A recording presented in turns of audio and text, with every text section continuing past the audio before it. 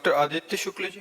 राधे राधे महाराज जी। राधे राधे महाराज जी। महाराज जी, श्रीमद् भागवत महापुराण की कथा श्रवण से शापग्रस्त राधा परीक्षित को मोक्ष की प्राप्ति हुई थी। इस प्रसंग में मेरे मन में एक जिज्ञासा उत्पन्न हुई कि हमारे लिए मोक्ष का वास्तविक अर्थ क्या है। त्रिगुण माया से रचित त्रिगुण शरीरों में अहम बुद्धि करने के कारण हम बंध गए। वैसे हम कभी बंधे नहीं। गोस्वामी तुलसीदास जी बड़ी सावधानी पूर्वक वर्णन कर रहे हैं। बोले जड़ चेतन ही ग्रंथि पड़ गई, यद्यपि मृषा छूटत कठिनई। बोले जड़ और चैतन्य में ग्रंथि पड़ गए अज्ञान के कारण, पर लिखना पड़ा यद्यपि मृषा, ये ग्रंथि झूठी है। आत्मा कभी बंधन को प्राप्त हो ही नहीं सकता। जो आत्म स्वरूप है वो कभी बंधन को प्राप्त नहीं हो सकता। पर छूटत ही कठिनई, यद्यपि गांठ झूठी है पर छूटने में बड़ी कठिनता है। क्या हो गया? मैं जो है शुद्ध मैं, वो ब्रह्म स्वरूप है।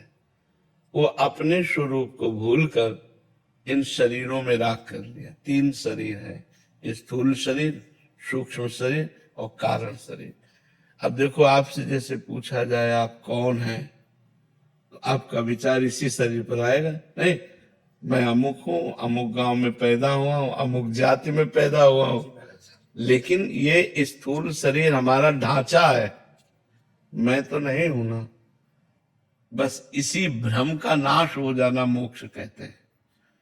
जो शरीर धर्म से हम युक्त हो गए हैं, इंद्रियों के विलास को हम अपना मानते हैं। जैसे मैंने इनको देखा, लेकिन जब ज्ञान पूर्वक इसका अनुभव करो तो नेत्र इंद्रिय ने देखा, मन ने प्रेरणा की, और मैं मन और नेत्र इंद्रिय दोनों का साक्षी हूं।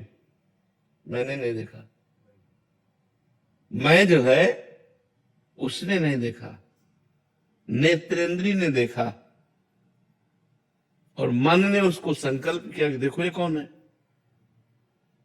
और हम जो मैं तत्व है वो साक्षी है इनका, इनको पावर देता है और इनका साक्षी है। इसी से पावरवान है।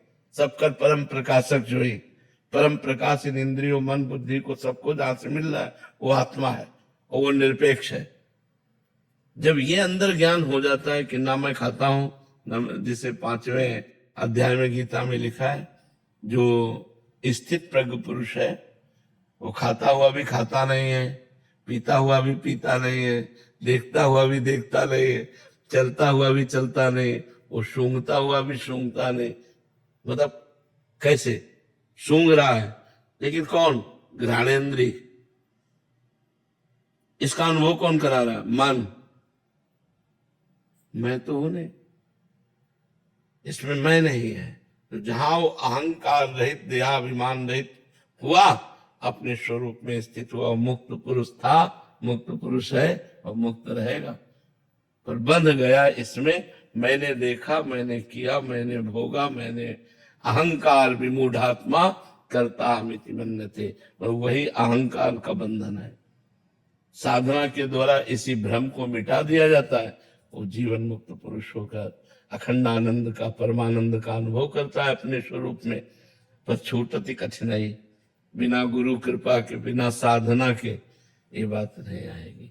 गुरु कृपा से साधना मिले और खूब हो, तब धीरे धीरे खुद अनुभव होने लगता है मैं देह नहीं हूं।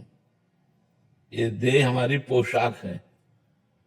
जैसे आप कुर्ता पहने तो आप कुर्ता तो नहीं हो, कुर्ता पहनने वाले हो। ऐसे मैं शरीर नहीं हूं, शरीर को स्वीकार करने वाला हूं।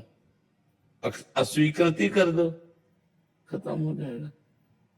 अब मैं शरीर नहीं हूं, एक चाटा लगा मानो तो दुख तो होगा ना, पर ज्ञानी को चाटा का दुख नहीं होगा, दर्द होगा, पीड़ा होगी, दुख नहीं होगा। क्योंकि पता है इस शरीर है, इसका प्रारब्ध भोग है, तो इसको थप्पड़ पाला तो थप्पड़ पा लिया, और पूजा पा ली तो पूजा पा लिया। न उसको दुख है न सुख है, वही जीवन मुक्त महापुरुष है। एक चंदन लगा रहा है और एक अपमान कर रहा है, दोनों के प्रति समबुद्धि है, वही महात्मा है, वही जीवन मुक्त पुरुष है। तो मोक्ष का तात्पर्य है जैसे काम वेदना